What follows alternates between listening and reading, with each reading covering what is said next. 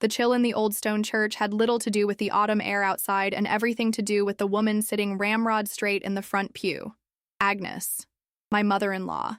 Even from 3 rows back, I could feel the force of her disapproval, a cold front that seemed to emanate from the stiff collar of her black dress.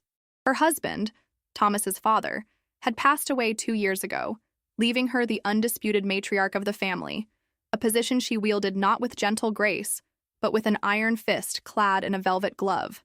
Thomas squeezed my hand, his thumb tracing small, reassuring circles on my skin. He knew. He always knew. He had been the bridge between his mother's world and mine, a world she saw as woefully inadequate. "She's just grieving, Soph," he whispered, his breath warm against my ear. Grandpa was her rock. I nodded, trying to find a measure of compassion in my heart. It was true. The man whose life we were here to celebrate, Thomas's grandfather, had been a beacon of kindness in the formidable family I had married into. He was the one who had welcomed me with open arms, his eyes crinkling at the corners as he told me, "Any woman who can make my grandson smile like that is family from the start." His passing had left a void, and I knew it was deepest for Agnes, his daughter. But grief had a way of sharpening the edges of Agnes's personality, not softening them. In the 6 years Thomas and I had been together, 5 of them married, I had never once felt truly accepted by her. I was an outsider, a girl from a different city, with a different background, whose family name didn't appear in the town's historical records. My love for her son, and his for me, was an inconvenient reality she tolerated rather than embraced. The organ music swelled, a somber, sacred melody that filled the cavernous space, quieting the hushed murmurs of the gathered mourners. People shuffled in, finding their places, their faces a mixture of sorrow and respect. I saw Thomas's aunts, uncles, and cousins filling the pews, a sea of dark suits and dresses. They offered polite, if distant, nods in my direction. I was Thomas's wife, a permanent fixture, yet I felt like a guest who had overstayed her welcome. "We should move up," Thomas murmured, sensing my unease. "We belong in the front." My stomach tightened. "Thomas, no, it's okay. Let's not make a fuss." "You're my wife," he insisted quietly, his jaw set with a familiar stubbornness that was so like his mother's. "You belong with the family, with me." He was right, of course. In any other family, it would be unthinkable for the grandson and his wife to sit anywhere but the front row. But this was Agnes's domain. The front pew was her throne, and she had arranged her court precisely as she saw fit. Beside her were her 2 other children, Thomas's older sister, a woman who had inherited her mother's frosty demeanor, and his younger brother, who always seemed to be seeking her approval. The seat next to her other side, where her husband would have sat, remained pointedly empty. It was a space reserved for a ghost, a silent testament to her loss that also served as a barrier. Before I could protest further, Thomas was already on his feet, his hand gently but firmly pulling me along. Every eye seemed to follow our movement. The short walk down the stone aisle felt like miles, each step echoing in the solemn silence. My heart hammered against my ribs. I could feel the weight of Agnes's stare before I even saw it. As we reached the front pew, Thomas gestured toward the empty space at the end of the row, a few seats down from his mother. It seemed a safe enough distance. But as I moved to slide in, Agnes's voice cut through the air, sharp and clear, though barely above a whisper. "Not there."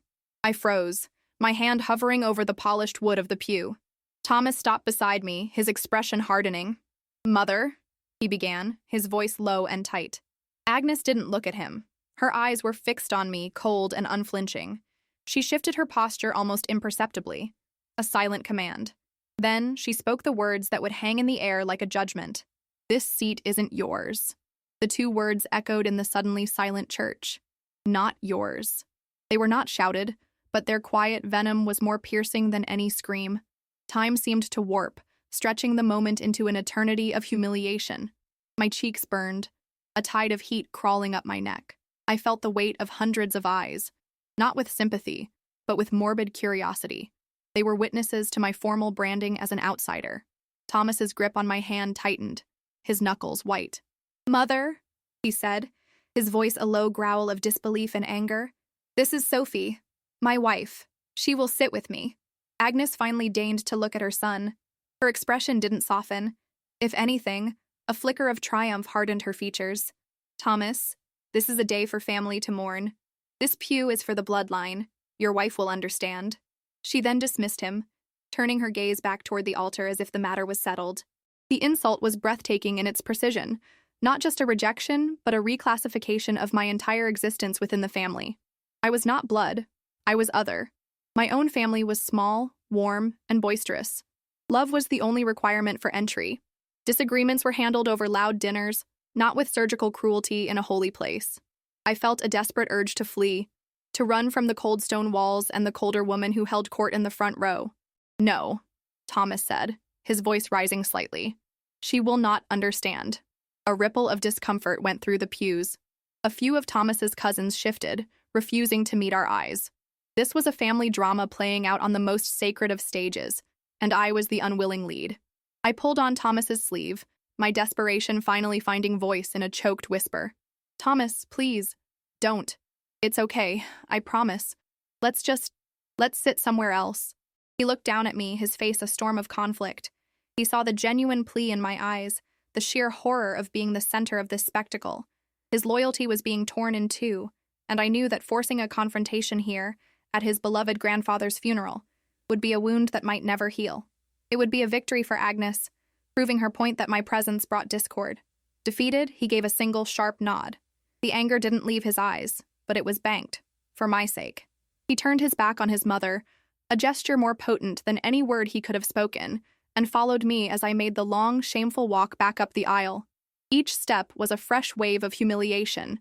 I didn't dare look at anyone, instead fixing my gaze on the worn stone floor, counting the cracks as if they were a lifeline. We found an empty pew near the very back of the church, isolated and cold. The carved wood felt unforgiving against my back. Thomas sat beside me, reaching for my hand again. It was trembling. He wrapped both of his hands around it, trying to warm it, trying to anchor me. "Sophie," he began, his voice thick with regret.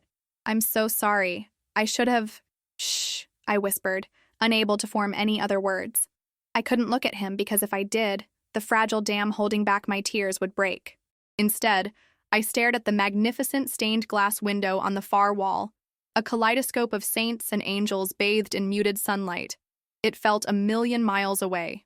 I thought of Grandpa, of his easy laugh and the way he'd sneak me an extra biscuit, winking as if we shared a grand conspiracy. He would have been appalled.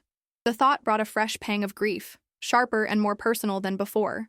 The organ music, which had faltered, began its solemn march once more. From a side door, an elderly man in clerical vestments appeared, Father Michael. He had presided over this parish for 40 years, had christened Thomas, and had spent countless afternoons playing chess with his grandfather. His face was lined with a gentle wisdom, and his eyes, though sad, held a familiar spark of light. He walked slowly toward the altar, his gaze sweeping over the congregation. He saw Agnes and her children, their stony faces in the front row. He saw the empty space beside her, a shrine to her late husband. Then, his eyes continued their journey, scanning the pews, his expression one of polite acknowledgement until he saw us, tucked away in the shadows of the back row. A small, almost imperceptible frown touched his lips. He knew this family. He had witnessed its joys and its sorrows, its alliances and its frictions. He knew where the grandson, the firstborn grandchild, and his wife were supposed to be. He arrived at the lectern and adjusted the microphone, but instead of beginning the service, he paused. The church fell into a profound silence, expectant. Father Michael did not look at his notes. He did not look at the front row. He looked directly at the back of the church, directly at me. Father Michael cleared his throat, but the sound wasn't one of prelude to a sermon. It was a deliberate, attention-gathering noise that drew every gaze, including, reluctantly, my own. I lifted my head from its study of the stone floor, my eyes meeting the priest's across the long expanse of the church. He held my gaze for a moment, and in his look, there was no pity, but something far more potent. Understanding. "We are gathered today to honor the life of a great man," he began, his voice resonating with calm authority through the microphone. "A man I was privileged to call my friend for nearly half a century, and if there is one thing I know about him, it is that his heart was as vast as this sanctuary. His family was not a fortress to be defended, but a garden to be nurtured. It was his greatest joy to see it grow." He paused, letting the words settle. I could feel Thomas stiffen beside me, sensing, as I did, that this was no ordinary eulogy. This was a course correction. "He spoke to me often," Father Michael continued, his eyes still fixed in our direction, making it clear to everyone whom he was addressing, especially in these last few years. He spoke of his children and his grandchildren with immense pride. He told me about Thomas's happiness, a happiness he had never seen in his grandson before, and he told me its source. The priest's gaze softened, and for the first time a gentle smile touched his lips. He told me about Sophie. A gasp, sharp and involuntary, came from the front pew. It was Agnes. Every head, which had been turned toward the back, now swiveled to the front, watching for the matriarch's reaction. Her back was rigid, her head held high, but I could see the faint tremor in her hand as it clutched her purse. She was being challenged in her own court by an authority even she could not dismiss. He told me. Father Michael's voice grew warmer, more personal, as if he were simply sharing a fond memory with all of us. That girl, Father, he'd say to me, she's like a missing piece of our family we never knew we needed. She doesn't just make him happy, she makes him better. She is family. The words landed like stones in a silent pond, the ripples spreading throughout the congregation. I felt the tears I had been fighting so hard finally well up and spill over, but they were not tears of humiliation anymore. They were tears of gratitude, of a profound, aching relief. Someone had seen me. The man we were here to mourn, the kindest of them all, had truly seen me and accepted me, and he had made sure the world knew it. Thomas's hand, still wrapped around mine, trembled. He brought my hand to his lips and kissed my knuckles, his own eyes shining with unshed tears. He looked at me with a love so pure and fierce it took my breath away. Father Michael then did something I would never forget. He stepped away from the lectern, his robes swishing softly against the stone steps of the chancel. He walked to the edge of the steps, closer to the congregation, his eyes finding mine once more. "The front row," he said, his voice now soft but carrying to every corner of the church, "is for those who were closest to his heart. It is not a place of honor to be claimed, but a place of love to be shared." He looked directly at Agnes, his expression unyielding but not unkind. "Agnes, I know your grief is deep, but your father's love was wider." Then he extended his hand, not toward the front pew but down the long center aisle, toward us. "Sophie, Thomas, please, come, take your rightful place." It was not a request. It was a gentle, undeniable summons. The entire church seemed to hold its breath. The choice was ours. To remain in the shadows of the back pew would be to accept Agnes's decree. To walk that aisle again would be to accept the truth of Grandpa's love and Father Michael's validation. Thomas stood up first, his back straight, his shoulders squared. He pulled me gently to my feet beside him. He did not look at his mother. He looked only at the priest and then at me, a silent question in his eyes. I gave him the smallest of nods, my heart pounding with a mixture of fear and newfound strength. This was not about defiance anymore. It was about honoring the man who had called me family. Together, hand in hand, we stepped out of the pew and began to walk, for the second time, toward the front of the church. But this time, it was different. We were not trying to sneak into a space we weren't wanted. We were being led. The eyes on us were not filled with curiosity at a family squabble, but with a dawning respect. Father Michael remained at the front, his hand still extended, a beacon guiding us home. The aisle no longer felt like a path of shame, but a passage of honor. And with every step, I felt the chill of my mother-in-law's rejection begin to thaw, replaced by the warmth of a love that was, it turned out, strong enough to reach beyond the grave. As we walked, the only sound was the soft tap of our shoes on the ancient stone. It was a stark contrast to the first walk, which had been filled with the rustling of clothes and hushed whispers. Now, there was only a profound, collective stillness. No one dared to breathe. We were not just walking to a pew. We were walking into the heart of the family's power structure, backed by a moral authority that trumped even Agnes's iron will. When we reached the front pew, the tableau was frozen. Agnes stared straight ahead at the altar, her profile like a cameo carved from ice. Her other two children, trapped between her and the end of the row, looked profoundly uncomfortable. Her daughter, Helen, fidgeted with the sleeve of her dress, while her son, Mark, seemed to shrink into his suit. They were caught between their mother's immovable pride and a priest's public directive. Father Michael gave a single, slow nod of encouragement from the chancel steps before turning back toward the lectern, leaving the final intimate resolution to us. The silence stretched, becoming its own form of pressure. Thomas didn't say a word. He didn't need to. He simply stood beside me, a quiet, unshakable presence, waiting. The break came not from Agnes, but from beside her. It was Helen. With a small, almost imperceptible sigh of resignation, she slid down the pew, pressing against her brother, who in turn shuffled further down. A space was created. Not the empty, distant spot at the far end of the row, but a space right in the heart of the line. A space beside Agnes. My breath hitched. This was more than I had expected. It was one thing to be allowed into the row. It was another entirely to be placed at the epicenter. Thomas gently guided me forward. I moved as if in a dream, my legs feeling unsteady. I slid into the pew, the polished wood cool beneath my hands. The fine wool of Agnes's coat brushed against my arm. I was now sitting so close to her that I could smell the faint, classic scent of her perfume and see the rigid set of the muscles in her jaw. She did not turn. She did not acknowledge me in any way. She simply sat there, a statue of indignation, defeated but unbowed. Thomas sat beside me, creating a warm, solid barrier on my other side. He took my hand, his fingers lacing through mine on my lap, a simple, public declaration that we were a single unit. In that moment, surrounded by the family that had for so long held me at arm's length, with the unyielding presence of my mother-in-law beside me, I did not feel triumphant. I simply felt present. The anxiety that had been a constant companion in this family had vanished, replaced by a quiet sense of belonging that was as solid and real as the pew beneath me. Father Michael began the eulogy in earnest then, his voice warm and full of genuine affection for his departed friend.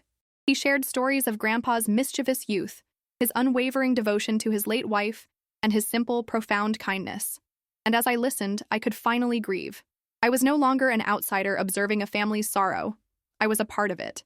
My grief was my own, pure and unburdened by the weight of rejection. I wept silently for the man who had called me family, my tears falling freely for the first time that day.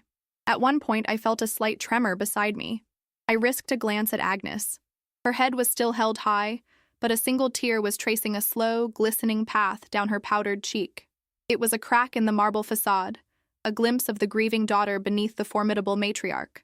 She was mourning not just her father, but perhaps also the public fracturing of her authority, the end of an era where her word was law. And in that moment, for the first time, I felt a flicker of something akin to empathy for her. When the service concluded with a final hymn, the organ filling the church with a powerful, hopeful melody, we all stood. The air was still thick with unspoken emotions. The service was over, but the story was not. The next test would be navigating the receiving line, the condolences, the direct face-to-face interactions. As the final notes of the organ faded into a reverent silence, Agnes finally turned. She did not look at Thomas. She did not look at her other children. Her cold, red-rimmed eyes landed squarely on me. Her eyes, magnified slightly by her glasses, held a universe of complicated emotions. There was the sting of public defeat, the deep sorrow of a daughter, and something else, something new and unsettling to her, grudging acknowledgement.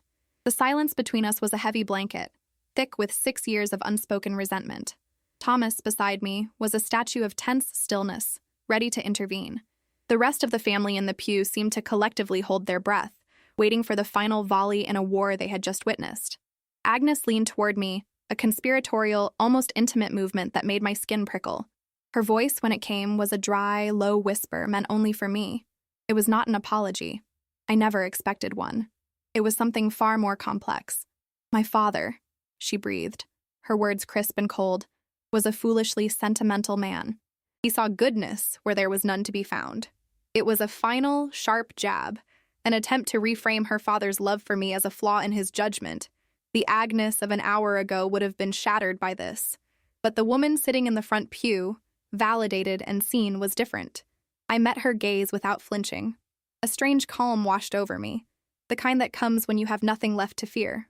He was the kindest man I have ever known, I replied, my own voice just as quiet, but clear and steady. I was so lucky to know him. We all were. I put the focus back on him, on the man we were all there to honor. It wasn't about her or me anymore. It was about his legacy. My response offered her no hook for another argument, no emotional outburst to seize upon. It was simple, respectful, and undeniably true. For a flicker of a second, I saw something shift in her eyes. It wasn't warmth, but the barest hint of confusion, as if she had expected a fight and was disarmed by peace. Thomas let out a slow breath beside me, and his hand gave mine a gentle squeeze of pride. The spell was broken. People began to stir, and the somber procession to exit the church began. As we stood and shuffled out of the pew, I expected the invisible wall between me and the rest of the family to return. It did not. An aunt who had previously only given me curt nods now touched my arm gently. "That was a beautiful service, Sophie," she said, her eyes meeting mine with genuine sympathy. A cousin clapped Thomas on the shoulder but looked at me. "Grandpa adored you, you know." He really did. Person after person, they offered condolences that were not just polite formalities, but small gestures of inclusion. The priest's words and my rightful place in that pew had redrawn the family map. I was no longer in uncharted territory. I had a name and a place. At the reception in the church hall, the change was even more pronounced. Before, I would have hovered near the wall, a satellite to Thomas's planet. Now I found myself drawn into conversations. I was asked my opinion, my memories of Grandpa were sought. I was handed a cup of tea by a relative I barely knew. I stood beside Thomas, not hiding behind him. We were a partnership, a team, and for the first time, his family saw us as such. Agnes held court in a corner, surrounded by her oldest friends, watching. Her gaze fell on me several times, unreadable but constant. She was observing the new order of things. The real test, I knew, would come later. The following month, the first Sunday dinner at Agnes's home since the funeral arrived like a familiar dread. The dinners were a mandatory command performance. Thomas and I were always relegated to a small card table in the corner of the dining room, a silent, weekly reminder of our secondary status. As we walked in, I braced myself for the same humiliation. Thomas, ever loyal, started to steer me toward our usual spot. "Thomas." Agnes's voice cut through the quiet murmur of the room. We both stopped. She was standing at the head of the long, formal dining table, the one reserved for bloodline. "There," she said, gesturing with her chin toward two empty chairs. They weren't next to her. That would have been a miracle beyond imagining. But they were at the table, across from Helen and Mark, squarely in the center of the family. A stunned silence fell over the room. Thomas looked at his mother, then at me, a slow smile spreading across his face. He led me to the main table, to our seats. As I sat down, I saw the array of formal silverware, the fine china, the linen napkins. It was the same table, but the world had changed. The meal was not warm. It was not filled with laughter and easy chatter, but it wasn't cold either. It was correct, formal, a quiet truce. When I asked for the salt, it was passed to me without hesitation. When Agnes's grandson, Helen's boy, spoke to me about his school project, no one intervened. I was there, I was present, and my presence was, for the first time, accepted as a fact, not an intrusion. I looked across the table at Agnes, who was listening to her brother with a focused intensity. She was a difficult, proud, and often cruel woman, but she was also a woman who had loved her father, a woman grieving in the only way she knew how, by holding on to control. By leading me to the front row, Father Michael hadn't just given me a seat. He had shown Agnes that true family, the kind her father had cherished, wasn't about control. It was about love. It was a lesson I wasn't sure she had fully learned, but one she could no longer ignore.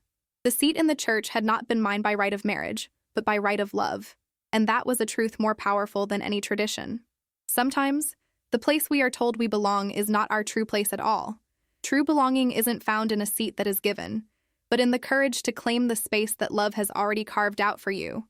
It is built not from blood, but from moments of kindness, of standing firm, and of daring to be seen. If this story touched your heart, share it with someone who needs a message of hope.